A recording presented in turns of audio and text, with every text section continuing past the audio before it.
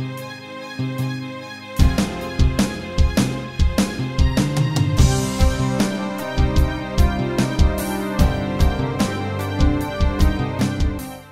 very warm welcome to you, and thank you so much for joining us on this special program brought to you by Shelter Zimbabwe and Etosha Gardens. We're currently joined by the Managing Director, Mr. Chester Mhende. Thank you so much for taking the time to speak with us today.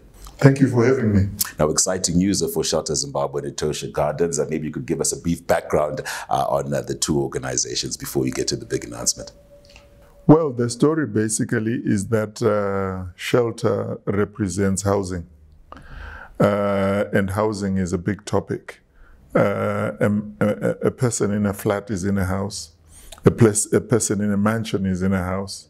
A person in a tent, camping, is in a house of some kind. A person in a grave is in some kind of housing. So originally we came with Shelter. We thought shelter was more appealing than housing. So we called ourselves Shelter Zimbabwe. So those are the origins. How do we house the people? Right. And in being able to house the people, one can't also help but appreciate some of the steps and measures that you have managed to achieve to get to as far as you have. Maybe you could also give us the conception of the idea around being able to not only appreciate Shelter Zimbabwe and Etosha Gardens, but them coming together. Right. Well, we've always had this challenge at the back of our minds. What are we doing about shelter? What are we doing about housing? Have we completed the task by just giving them shelter for the living? And as nature would have it, I had a friend, he was working for Total Oil at the time when his family was moving. He approached me almost last minute and he said, look, I've got a piece of land in Ruwa, would you have it? And the natural reaction was, yeah, why not? But I knew very little about what he'd given me, and at the time it was perfect, because my mother was in the village and I wanted to upgrade her, and we brought my mother there, and she got on with her life. My mother was a hands-on girl who was into agriculture, so she messed around, and as you can imagine, land for my mother to exhaust her appetite wasn't much.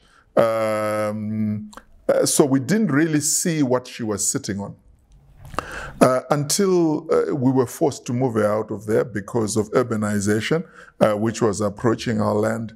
We moved her into town, and then this piece of land was looking at us. What do you do with me? In discussion, why don't we go and do more housing? Initially, the thought was, why don't we go and do agro-based plots where people can retire? Because, we had this thing about the progression of the human being. So, we were going to do that. So the idea was cut it into 72 plots. Right. Until we discovered, when we sent a water engineer, that we will not be able to give all 72 people water. So we said, what do we do next? And the next thing was, who can we accommodate that doesn't need water? And we then realized that, well, we have residents that don't need water, and this would be ideal for a cemetery, and those are the origins. Right. Now, such an origin also can't ignore the innovative nature of being able to consider housing people who are alive and housing people who are deceased, meaning that there's housing throughout life and death. Bringing these two ideas together in the merger of Shelter Zimbabwe and Etosha Gardens must speak volumes to how you want to position yourself within the market. Now, maybe you could share with us a bit about that. Well, right now we are before the authorities with various papers to be considered. Some of the stages we have passed. We are now left with maybe the last stage to go through. Our dream, if permitted, is to be your one-stop station for shelter, your one-stop station for housing, where, one in their youth buys a house with us, buys a flat with us, goes into a cluster unit with us, and at the same time get themselves into a pay plan for their ultimate destination, albeit for their parents to start with and for themselves. But we're saying, there's an issue called legacy. I look at Gwaze and I say, right, who are you? And you say, you're born of, Oliver. And who is Oliver? He's born of John. Right. Where is John? And you may find that John is buried in Mutoko, and none of you have ever been there. Right. And you can't quite identify and relate to John. So why don't we begin a culture where your dad is buried next to you, and your son is buried and daughter next to you, and your whole family has got a place where we can tell a story many years down the line. There are many people today who do not know their grandfather, let alone their great-grandfather. So if we can begin to tell the story today about you, you'll be a father tomorrow, you'll be a grandfather, you'll be a great-grandfather, and so it goes on. So we don't lose our identity. I attended a lecture the other day that was talking about fatherhood. And I was very disturbed because this lecture identified God as the ultimate and the guide to who we are. And what disturbed me was that it obliterates father, grandfather, great-grandfather, and all that.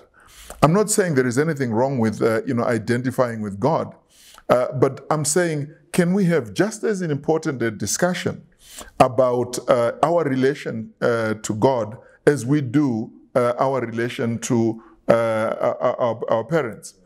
If you go into Germany and Italy and Japan and China, you will find that identity is very, very important. How many times do you run into Chinese people and hear them speaking English? Zilch. How many times do you run into Japanese, Italians speaking in, or you go to Zimbabwe and you say, let's go to Sam Levy. You tell me the first and last time you ever ran into white people speaking in Shona. Right. And half of them will say, what are you talking about? And they are in this country and they claim to be Zimbabweans like me and you. Right.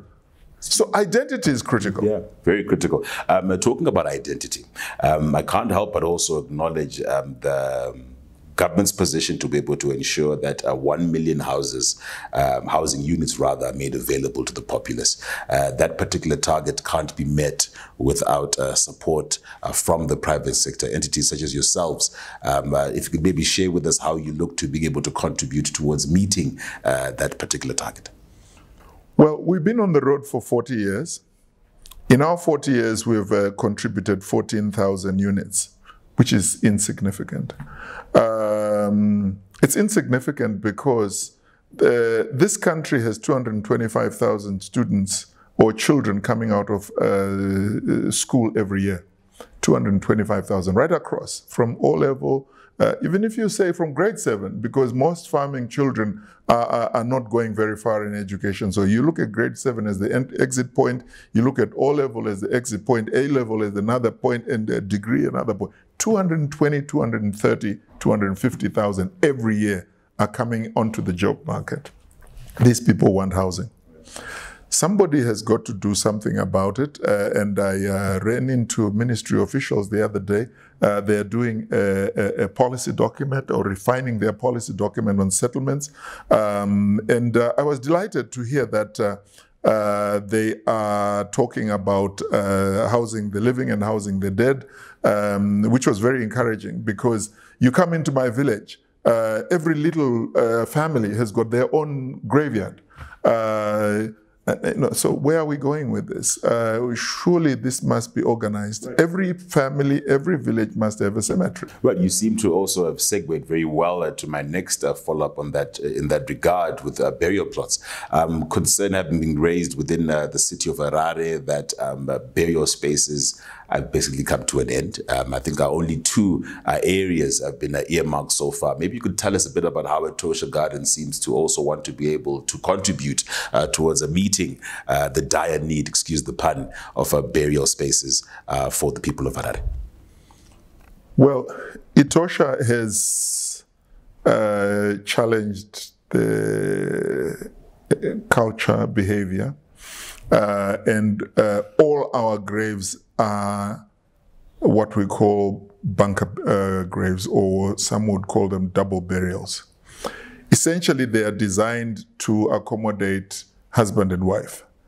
But we're saying, why can't they be four? Why can't they accommodate four people? Why can't they accommodate even more? But, you know, this discussion goes further. We are, in one of our phases, planning to build a mausoleum. We've already started building crypts. Now, crypts is where you bury ashes. And mausoleum is also somewhere where you can bury ashes, but in a lot of cases, the whole body is buried in mausoleums for the very, very, very rich. But we are saying, hasn't the time come for discussion on cremation? Brilliant point there that you do raise, and I look forward to extending that discussion. All that brings us to the end of our discussion, appreciating the sentiments that have been shared by the managing director of what is now going to be called a Shelter Incorporated. Thank you so much for joining us.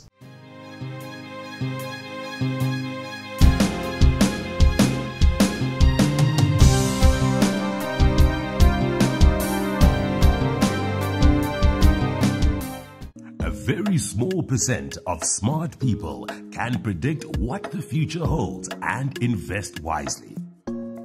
Investments that guarantee a secure future and generational wealth. Real estate is one investment that can never go wrong, especially when dealing with a tried and tested company.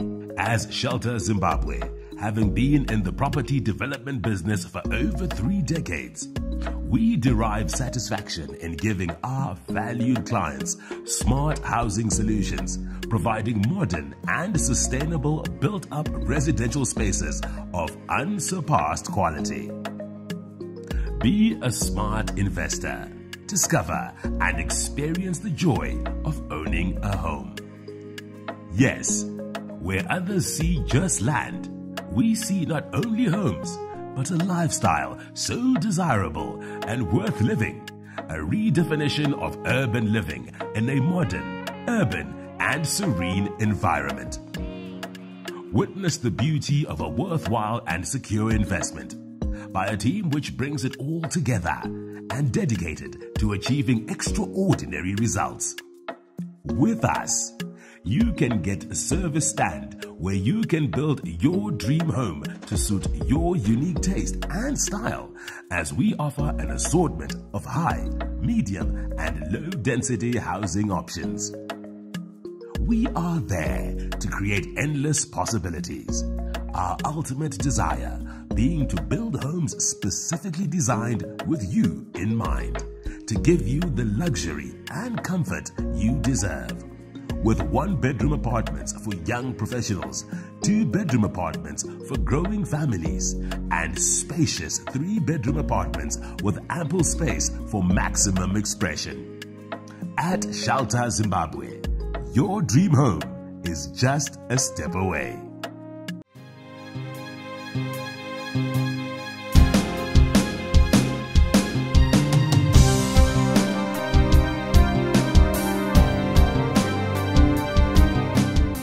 Welcome back into the second segment of this special program brought to you by Shelter Zimbabwe and Etosha Gardens. Currently joined by the Managing Director, Mr. Chester Mhende. Interesting discussion we had in the previous segment. Maybe you could shed a bit more light into what necessitated towards the merger of Shelter Gardens, Shelter Zimbabwe rather, and Etosha Gardens.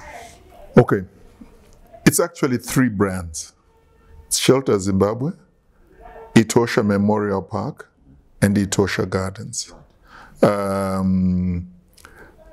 has been a lot of buzz about Etosha Gardens because that is what is happening right now. But Etosha Gardens was our entry point. We will now graduate into Etosha Memorial, which becomes the next brand, which is a different product to the Etosha Gardens product. So we intend to have these three run next to each other as we move into the next phase. Etosha Memorial is where you will see more and more of the newer ways of dealing with death, if newer is the correct word to use. Newer in the sense that we believe society in our country has got to take seriously the discussion on cremation. We've got to take seriously into other ways of dealing with the afterlife. We will all be reminded of the way they dealt with the remains of the late Bishop Desmond Tutu. He was put through eco-cremation, which means they dissolved his body, and his body became a liquid, and the liquid was dealt with whatever way the family wanted to, which was very creative.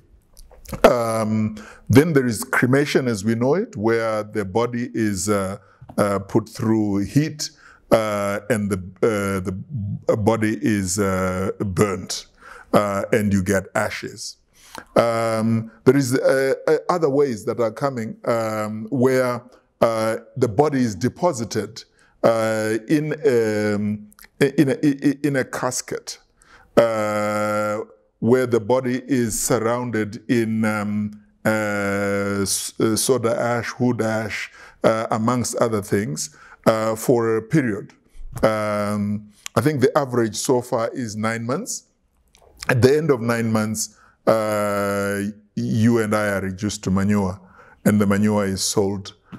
So that is what is going to be the next phase, and what Etosha Memorial is going to deal with. And as in the word, it's simply going to emphasize on the memory as in the memorabilia as it is presented in a different way to the way that we have the conventional burial in Etosha Gardens. What brings this about? Well, like I alluded to earlier, we are in the shelter space. We are in the accommodation space. We are in the housing space. And we are saying, how can we house people? In exactly the same way that we are talking about developments in the afterlife, there are developments also in the living, because we can no longer continue to talk about Harare meeting Rua, Rua meeting Melfort, Melfort meeting Marondera. If we do that, how are we going to eat? Right. So somebody has got to put a stop to this urban sprawl and emphasize very strongly on going up. I know ministry has got the 40% provision for flats, but is 40% enough? If you go into Mbare and where you see the population explosion, shouldn't the numbers be the other way around? Shouldn't you be looking at 60–70% in flats and the difference in the luxury of single-story buildings on to one family, and ultimately the preserve of the rich? That day is going to come. So these are the developments that bring us together to emphasize and refine the shelter business.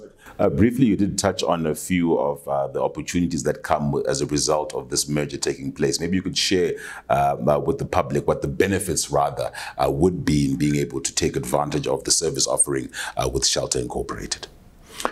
Well, the benefits are that you are sharpening and you're focusing your whole life arrangement. You will be aware that our punchline on in Etosha and is preparedness. Rufurwa Garongeka. So we are simply saying, can your life be organized, please? You have a house, and where do you go to ultimately? Whether we like it or not, unfortunately, we are all going to end up there.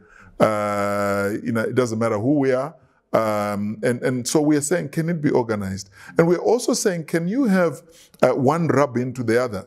Can you imagine you have a relationship with Shelter where you bought a stand, you bought a house, you bought a flat, you bought a penthouse, and whatever else you're doing in that area, and then move into a grave or cremation or whatever. It just becomes like preparation for that journey, in exactly perhaps the same way as you would want to prepare your life into going to grade 7, from grade 7 to Form 1, Form 2, Form 4, and prepare to get to university, from university, prepare to take a job, from a job to prepare to run your own business. Life just needs to be organized. And how would you then say that life being organized expectation can be derived from prospective clients who look to being able to take advantage of offerings from Shelter Incorporated? Well, clients take advantage of it because of relationships. You walk into our place today, we don't know you. Next week, we know you from last week. Next month, we know you from last month. And in a year's time, we know you from your house that you bought from us. In 5 years' time, we know you from the house you bought from us when you bought the flat, when you bought the penthouse. We know you, and you can silently now for $5 a month be doing a pay plan for your afterlife. So it's all about relationships and exploiting those relationships with us giving you solutions that deal with your tomorrow. Okay. So talk about tomorrow. Where to from here? What is, in essence, the way forward, having initiated this merger? Well, we have done what we can on the ground, which now awaits the rubber stamp or the approval of the authorities. We have created 5 divisions in the company. So the one division is dealing with the Etosha product. The second division is dealing with operations, which is where we are doing roads and which is infrastructure and superstructure, where we are doing sewer treatment plants. The next division is the sales and marketing. The next division is finance and accounting. The 5th division is human resources, administration, and legal. So we've collapsed ourselves into that approach, all focused on these 3 brands and managing these 3 brands. Obviously, they will then have their own rollout in terms of implementation, as is distinct in Etosha, with the head that is focusing on his 2 brands, and the operations in Shelter focusing on his infrastructure and superstructure. We now employ a Class 1 builder, in readiness for building high-rise flats. So we have got a civil engineer who runs our infrastructure and superstructure division, a quantity surveyor for preparedness. So that's where we are, and that is within our means and our power, approved by our board, with the final stamp expected as soon as our strategic plan and our scorecards are presented to the board and sanctioned. We then are hoping that inside the next month we will get approval from government for the merger to go ahead. From a structural and legal point of view, it should be a given, because you are simply saying, my name is John and my family name is Mhende, can I be one person? That's really what we are saying.